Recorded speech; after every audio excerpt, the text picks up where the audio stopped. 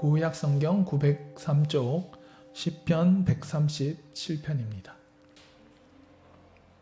한 절씩 번갈아 가면서 읽겠습니다. 제가 먼저 읽겠습니다. 우리가 바벨론의 여러 강변 거기에 앉아서 시온을 기억하며 울었도다. 그 중에 버드나무에 우리가 우리의 수고를 걸어놓으니 이는 우리를 사로잡은 자가 거기서 우리에게 노래를 청하며 우리를 황폐하게 한 자가 기쁨을 청하고 자기들을 위하여 시온의 노래 중에 하나를 노래하라 함이로다. 우리가 이방 땅에서 어찌 여호와의 노래를 부를까? 예루살렘아, 내가 너를 잊을진대 내 오른손이 그의 제주를 잊을지로다. 내가 예루살렘을 기억하지 아니하거나 내가 가장 즐거워하는 것보다 더 즐거워하지 아니할진대 내 혀가 내 입천장에 붙을지로다. 여호와여, 예루살렘이 멸망하던 날을 기억하시고 에돔 자손을 치소서. 그들의 말이 헐어버리라 헐어버리라 그 기초까지 헐어버리라 하였나이다. 멸망할 딸 바벨론아, 내가 우리에게 행한 대로 내게 갚는 자가 복이 있으리로다. 내 어린 것들을 바위에 메어치는 자는 복이 있으리로다. 이게 선뜻 아멘이 안 나오는 구절입니다. 마지막 구절이 그런데요. 왜 이런지 오늘 성경을 보면서 오늘 설교를 들으면서 좀 이해해 주셨으면 좋겠습니다. 저는 오늘 설교의 제목을 공감의 위험성과 필요성으로 잡았습니다. 제목의 아이디어는 폴 블룸이라는 학자의 공감의 배신이라는 책에서 가져왔습니다. 일반적으로 공감은 좋은 것이라는 생각을 하지요. 그래서 제가 자주 듣는 말 중에 하나는 당신은 공감 능력이 떨어진다입니다. 그래서 공감이라는 것은 좋은 것이라는 생각이 있기 때문에 공감 능력이 떨어지는 것은 좋지 않은 것이고 결론은 이제 저는 그렇게 좋지 않은 사람입니다. 그런데 저에게 희망을 주는 책이 있습니다. 그것은 공감의 배신입니다. 여기서 공감은 empathy 이렇게 영어로 영어 원래 단어가 그렇습니다. 상대방의 심리 상태, 그 고통에 함께 들어간다는 의미가 있습니다. 저자가 공감에 반대하는 이유는 공감이 잘못된 방향으로 나아갈 수 있기 때문입니다. 끼리끼리 모여가지고 공동체를 형성하면서 다른 집단에 대해서 배타적 태도를 취할 수가 있기 때문입니다.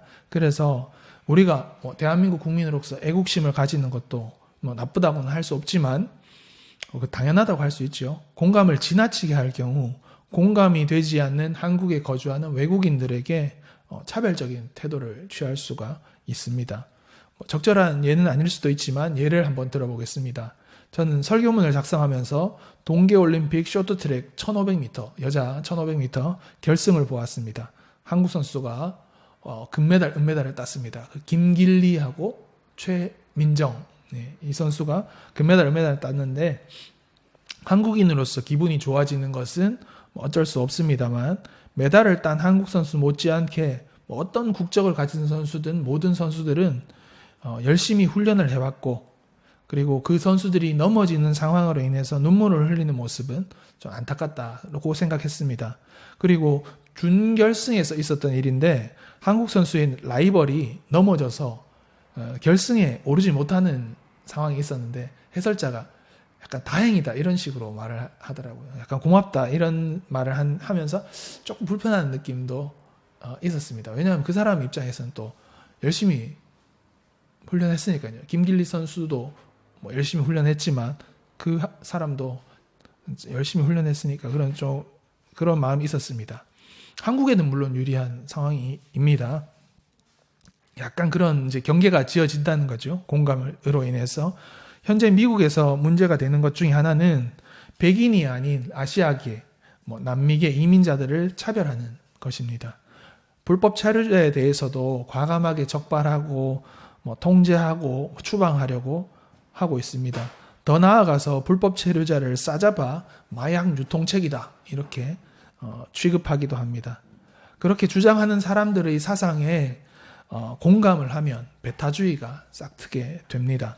폴 블룸은 좋은 세상이 되기 위해서는 차라리 그냥 공감을 하지 말고 합리적이고 이성적으로 생각하는 것이 필요하다 이렇게 주장을 합니다.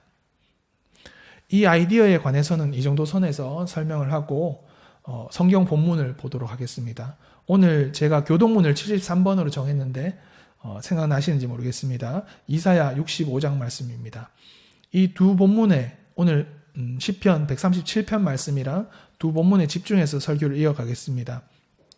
사실 이 두 본문은 내적으로 볼 때는 폭력주의 혹은 보복심리와 비폭력주의로 구분되는 것처럼 보입니다. 먼저 시편 137편에 공감을 해보겠습니다.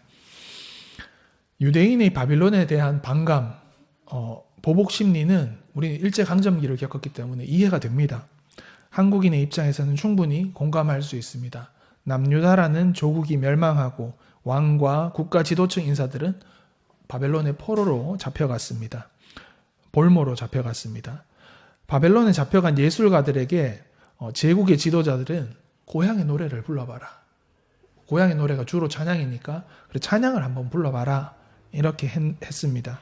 거기에서 위안부가 되고 기쁨조가 되라는 말을 들은 거죠. 그 사람들은 차라리 나는 차라리 노래를 안 할래요. 뭐 수금을 나무에 걸었다 이런 표현들이 있지 않습니까? 혀가 입천장에 붙는다 이런 말은 내가 그냥 노래하지 않겠다. 여기서는 내가 찬양도 하지 않고 어떠한 노래도 하지 않겠다 이런 말을 한 것입니다. 일제강점기에도 우리나라 문인들에게 이런 일이 있었는데 일제가 조선어, 한국어가 옛날엔 조선어라고 불렸습니다. 조선어 문학 잡지를 폐간하고 너희는 더 이상 조선어를 써서는 안 돼. 이렇게 이야기해서 글을 쓸 수 없도록 했을 때 절필을 했던 작가가 있는 거죠. 내가 내 나라 글로 글을 쓸 수 없다면 차라리 쓰지 않겠다. 이런 작가들도 있습니다. 우리는 대구의 시인 이상화를 기억합니다. 빼앗긴 들에도 봄은 오는가 이게 대표적인 시죠. 그 수성못에 가면 상화 동산이 있고 거기에 빼앗긴 들에도 봄은 오는가라는 시의 비석이 있습니다. 이 시의 대부분은 봄의 생명력에 대한 예찬입니다. 이제 우리도 봄을 맞이하고 있고 점점 이제 이렇게 우미 돋고 이런 것들을 보게 될 텐데 그런 것들이 시의 대부분인데 시의 처음과 끝에는 현실에 대한 비판이 있지요. 예를 들어서 마지막 연에는 그러나 지금은 들을 빼앗겨 봄조차 빼앗기겠네 이렇게 나와 있습니다. 신천의 동쪽 수성 들판에 땅들이 이제 일제에 의해서 빼앗기는 그런 상황들을 비판하고 있는 것입니다. 봄이 와서 좋지만 일제강점이라는 상황에서 맞는 봄은 그 봄 자체를 즐기지 못하게 하는 것이지요. 그래서 저는 반일 감정을 잘 공감할 수 있습니다. 땅을 뺏기고 삶을 빼앗기면 당연히 미워하고 증오할 수밖에 없게 됩니다. 그렇지만 오늘 우리가 성경을 읽으면서 시편 137편 마지막 절을 읽으면서 선뜻 아멘이라고 말하기가 어려운 이유 중에 하나는 내 어린 것들을 바위에 메어치는 자는 복이 있으리로다 이런 표현을 보면서 저희가 지금 애를 키우고 있는 입장에서 저 애를 메어다가 바위에 친다고 내가 아무리 나쁜 사람이라도 이런 말을 보면서 아멘 하기는 쉽지가 않습니다. 그래서 좀 불편한 것도 사실입니다. 극우 정당에서 나올 법한 발언이 성경에서 나오는 것은 매우 불편합니다. 보복 심리에 어느 정도는 공감할 수 있지만 완전히 공감하는 것은 위험한 일입니다. 이번에는 교동문 73번 이사야 65장 17절에서 25절 말씀을 보도록 하겠습니다. 여기에는 비폭력주의적 요소들이 등장합니다.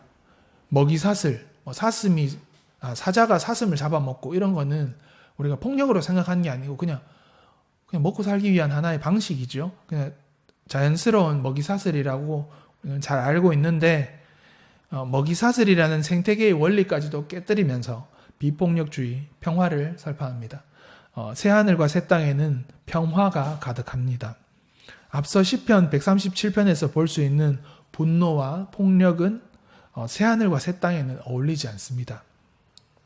시편 137편의 보복 심리는 우리 신앙의 최종적인 목적지는 저는 될 수 없다고 생각합니다. 분노는 때때로 필요하고 또 거룩한 분노 같은 것도 있다고 생각합니다. 그렇지만 하나님의 나라에 분노가 가득할 수는 없습니다.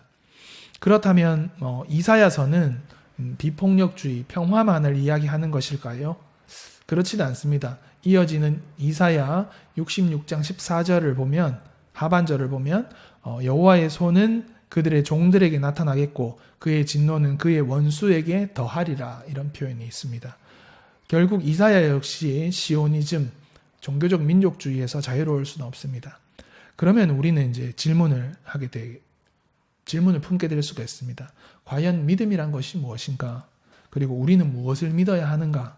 그리고 믿음이 우리를 지키는 것인가? 아니면 우리가 믿음을 지키는 것인가? 이런 질문들을 하게 됩니다. 그래서 구별되는 것은 필요하죠. 우리가 세상과 구별되는 것은 필요하고, 또한 공감, 우리가 서로를 공감하는 것도 중요하고, 세상 사람들을 이해하려고 노력하는 것도 중요하지만 또 공감하지 말아야 될 부분도 있습니다. 그리고 공감하지 않기 때문에 사랑해야 될 부분도 있지요. 그래서 구별됨과 공감과 사랑을 좀 구분해야 될 필요가 있다, 이런 생각들을 해보게 됩니다. 세상의 여러 사상들은 최종적으로는 타협할 수 없는 바탕에 기초를 두고 있습니다. 기독교인은 힘에 기반한 통치, 제국주의를 거부해야 합니다. 기독교인은 목적이 정당하다고 하더라도 폭력을 수단으로 사용하는 폭력주의를 거부해야 합니다. 기독교인은 돈을 인생살이의 중심에 두는 자본주의를 거부해야 합니다. 그리고 더 나아가서 사상으로서의 유목주의를 거부해야 합니다. 들레즈로 대표되는 노마디즘은, 유목주의는 사실 자본주의에 대한 비판에서 시작되었습니다. 돈 하는 세상에서 숨쉴 틈을 찾아가는 사상적 작업이 유목주의라고 할 수 있습니다. 그렇지만 노마디즘 이런 책들을 꼼꼼하게 읽어보면 우리가 유목주의적인 사고를 할 수 없는 사람임을 깨닫게 됩니다. 기독교인은 설사 하나님의 음성이 들리지 않더라도 하나님의 뜻을 물으면서 살아가는 사람들입니다. 우리는 하나님께 머무르는 사람이기 때문에 사상적으로는 방랑자, 유목민이 되어서는 안 되는 것입니다. 마지막으로 예수의 겟세마네 기도를 생각하면서 설교를 마치고자 합니다. 마태복음 26장 39절에서 42절에는 겟세마네 기도가 나오고, 장면이 나오고, 우리는 그 장면을 잘 알고 있습니다. 오늘부터 이제 사순절이 시작되는데 예수 그리스도의 순환을 우리가 생각해야 될 시점입니다. 그때 예수 자신도 인간적으로는 십자가의 고통을 피하고 싶은 마음이 있습니다. 그래서 제자들에게는 나와 함께 깨어 있으라, 내가 힘들다, 이런 이야기를 했고, 하나님께 기도하면서는 이 잔을 내게서 지나가게 하옵소서, 이렇게 이야기했습니다. 바꿔 말하면 예수는 제자들에게도, 더 나아가서 하나님께도 공감 좀 해주십시오. 난 너무 무섭고 두렵습니다, 이런 이야기를 하는 거지요. 십자가의 형벌로 인한 두려움에 공감을 요청합니다. 제자들에게도 그렇고 하나님께도 그렇고. 그러나 겟세마네 기도는 이렇게 끝이 납니다. 공감이 안 되시더라도 당신을 따르겠습니다. 오히려 당신께 공감하겠습니다.로 향합니다. 그래서 성경 본문에 있는 표현을 빌려오자면 아버지의 원대로 되기를 원하나이다. 이게 메시지입니다. 이제는 이러한 것들을 이제 우리 자신을 향해서, 우리 여러분을 향해서, 우리 교회를 향해서 전하고자 합니다. 여러분이 혹은 저가 하나님께 순종을 하든지 아니하든지 하나님의 뜻은 이루어질 것입니다. 우리가 늘 주님의 기도에서 보듯이 하나님의 뜻은 이루어질 것입니다. 다만 우리는 이제 하나님의 종이나 동역자로서 하나님의 역사에 참여할 것인가, 함께할 것인가, 말 것인가 하는 선택을 해야 된다고 생각합니다. 이것은 도도하게 흐르는 강물에 몸을 맡기는 것과 매우 유사합니다. 강물은 바다로 향합니다. 오늘 저희가 대구 마라톤 때문에 3호선을 타려고, 차를 두고 3호선을 가려고 했지만 탈 수가 없었어요. 탈 수가 없는 게, 그 마라톤 인파들이 한 블럭을, 그 횡단보도 4개인가요? 그걸 건널 수 없도록, 4차선을 건널 수 없도록 계속 지나갔기 때문이죠. 하나님의 뜻이라는 것도 그런 것 같아요. 저는 우리가 그거를 지나가고 싶은데 지나갈 수가 없는 거죠. 하나님 뜻을 거스르면. 오늘 약간 그런 경험이 이 오늘 본문의 말씀과 좀 유사하다는 생각이 듭니다. 하나님의 뜻이라는 그 물결이 있을 때 그걸 우리가 거스를 수 있는가? 그런 생각이 듭니다. 아무튼 하나님의 뜻은 강물과 같아서 바다로 향하고 하나님의 뜻은 결국 이루어질 것입니다. 그렇지만 우리는 하나님의 뜻을 잘 모르죠.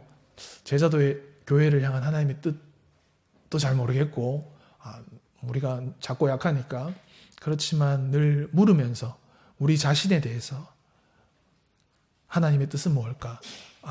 정남이라는 인생을 통해서 이루고자 하시는 하나님의 뜻은 무엇일까? 여러분 개개인을 통해서 정일애라는 어린이를 통해서 이루고자 하시는 하나님의 뜻은 무엇일까? 이런 것들을 생각해 보는 게 중요할 것 같습니다.